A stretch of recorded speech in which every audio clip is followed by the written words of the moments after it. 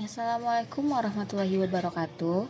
Perkenalkan, saya Yaza Sri Rahayu dengan NIM 1901115, perwakilan dari kelompok 6 akan mempresentasikan tentang toksikan atau racun.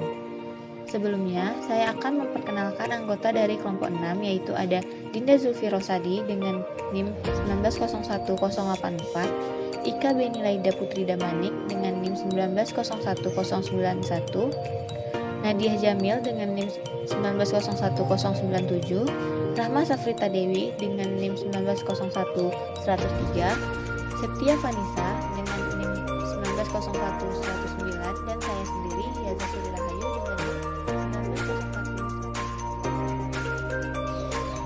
19011. Baiklah, langsung saja saya akan menjelaskan apa itu toksikologi.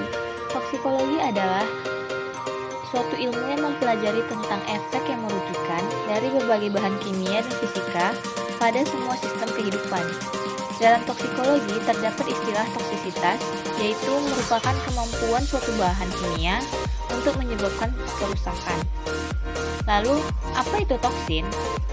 Toksin berasal dari bahasa Yunani kuno yang artinya adalah zat beracun yang diproduksi di dalam sel atau organisme hidup. Toksin dapat berupa molekul kecil, peptida, atau protein yang mampu menciptakan penyakit melalui sentuhan atau serapan oleh jaringan tubuh yang berinteraksi dengan makromolekul biologis. Nah, jadi secara umum toksikan berarti zat yang menghasilkan efek negatif bagi semua atau sebagian dari tingkat organisasi biologi. Jalur masuk bahan kimia ke dalam tubuh itu berbeda-beda menurut situasi paparan. Banyak metode manusia kontak dengan racun. Sebagai berikut, ada 4 metode manusia kontak dengan racun, yaitu ada tertelan. Itu efek yang ditimbulkan bisa secara lokal pada saluran pencernaan dan bisa juga secara sistemik. Misalnya kasus overdosis, pestisida. Selanjutnya itu ada topikal, yaitu melalui kulit. Jadi efek yang dirasakan adalah iritasi lokal, namun bisa juga berakibat pada keracunan secara sistemik. Kasus ini biasanya terjadi di tempat-tempat industri. Selanjutnya ada topikal, melalui mata. Efek spesifiknya pada mata dan bisa menyebabkan iritasi lokal, misalnya asam dan basa, atropin. Lalu cara inhalasi. Efek yang ditimbulkan adalah iritasi pada saluran pernapasan bagian atas dan bawah. Dapat juga berefek pada absorpsi dan juga keracunan secara sistemik. Keracunan melalui inhalasi juga banyak terjadi di tempat-tempat industri. Contohnya keracunan bahan atropin, gas klorin, karbon monoksida. Lalu selanjutnya kita masuk kepada jenis-jenis toksikan. Nah, toksikan ini diklasifikasikan menjadi 3 macam, berdasarkan sumbernya, berdasarkan wujudnya, dan berdasarkan kerusakan organ. Pertama, berdasarkan sumbernya itu dapat dibedakan menjadi 3. Yang pertama, sumber alamiah atau buatan. Lalu sumber berbentuk titik, area, dan bergerak. Dan sumber domestik, komersial, dan industri. Sumber alamiah atau buatan. Nah, jenis ini membedakan antara toksikan atau racun asli yang berasal dari fauna dengan racun asli yang berasal dari flora, serta kontaminasi organisme dengan berbagai racun yang berasal dari lingkungan. Sedangkan sumber berbentuk titik, area, dan bergerak ini pada umumnya digunakan untuk orang-orang yang berminat dalam melakukan pengendalian. Dan juga sumber domestik, komersial, dan industri itu memiliki sifat dan jenis yang berbeda kecuali terkontaminasi oleh buangan insektisida, sisa-sisa obat, dan lain sebagainya. Nah, untuk berdasarkan wujudnya, itu toksikan dapat dibedakan kembali menjadi beberapa jenis, yaitu wujud pencemar padat, cair, dan gas, dan berdasarkan ukuran pencemar bentuk, densitas, serta komposisi kimia dan fisika.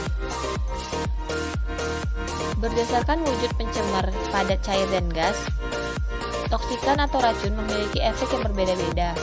Toksikan wujud padat atau padatan halus sangat aerodinamis, sedangkan toksikan wujud gas dapat berdifusi sehingga akan menyebar lebih cepat daripada toksikan wujud cair dan padat.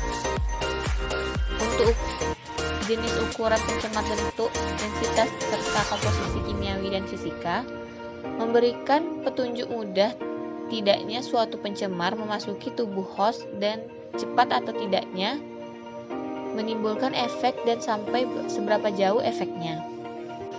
Selanjutnya, berdasarkan kerusakan obat. Jenis toksikan ini sering digunakan karena sifat kimia fisika racun yang berbeda dengan racun biologis ataupun kuman patogen. Klasifikasinya sebagai berikut, yaitu ada yang pertama hepatotoksik, yaitu racun jenis ini menyebabkan kerusakan pada organ atau organ yang diserangnya adalah hati. Yang kedua ada nefrotoksik, racun ini menyebabkan kerusakan pada organ yang diserangnya yaitu nefron atau ginjal.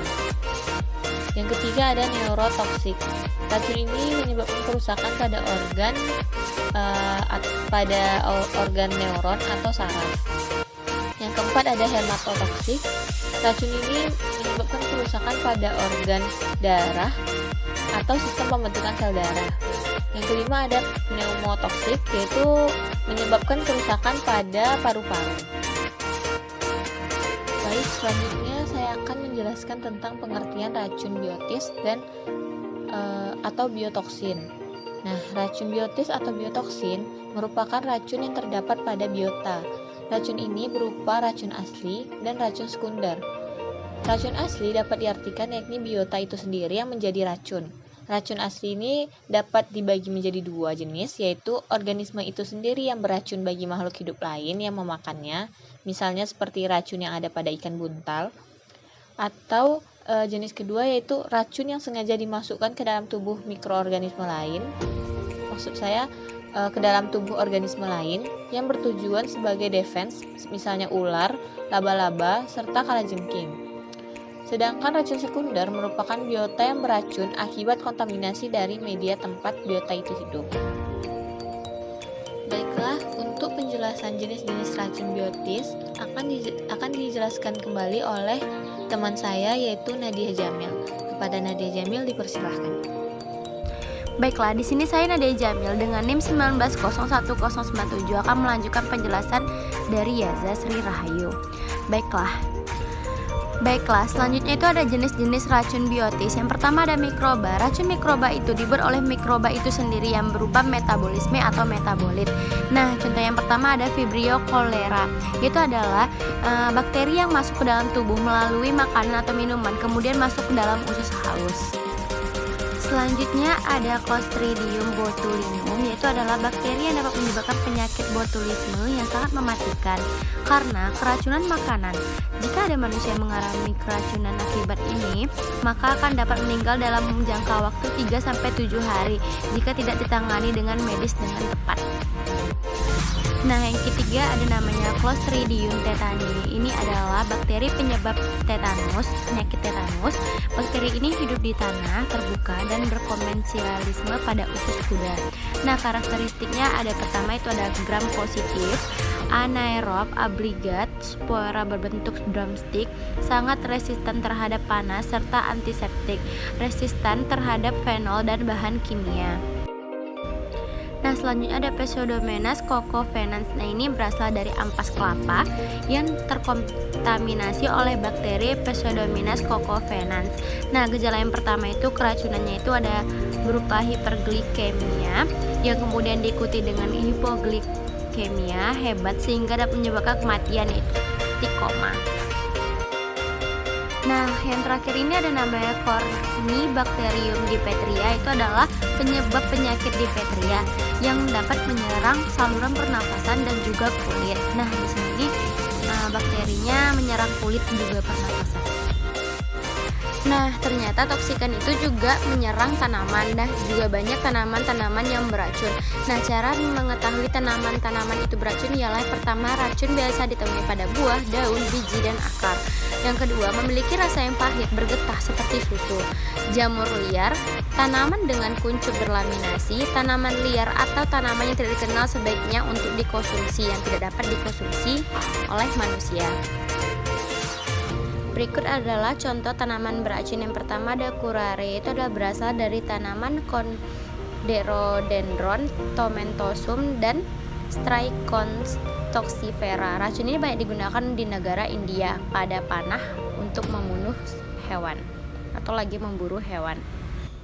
Yang kedua ada Vicia faba, itu dikenal sebagai broad bean, gorse bean, atau fava bean, yaitu adalah sindrom hemolitik pada orang yang peka setelah mengkonsumsi biji faba yang baru dipetik dalam keadaan mentah ataupun sudah masak.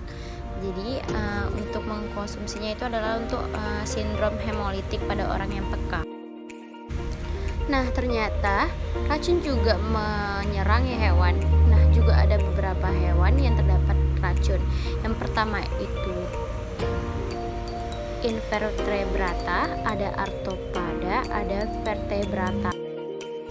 Nah, selanjutnya kita akan menjelaskan tentang racun abiotis. Tadi sudah dijelaskan itu racun biotis. Nah, sekarang yang abiotisnya, yaitu adalah terdapat racun yang merupakan zat yang tidak hidup. Racun ini dapat berubah menjadi berbagai senyawa.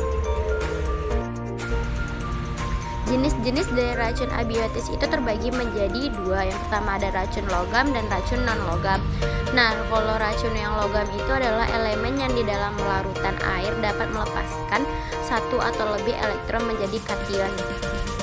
Yaitu yang pertama ada logam berat dan logam ringan, logam esensial dan logam non-esensial, logam yang trace mineral dan bukan trace mineral. Yang non-logam itu ada polisiklik hidrokarbon, dioksin terklorinasi, asiklik terklorinasi, bifenil terklorinasi, dan olefin terklorinasi. Nah, sekian penjelasan dari saya. Terima kasih. Jika ada kesalahan saya mohon maaf. Wabillahi taufik wal hidayah. Wassalamualaikum warahmatullahi wabarakatuh.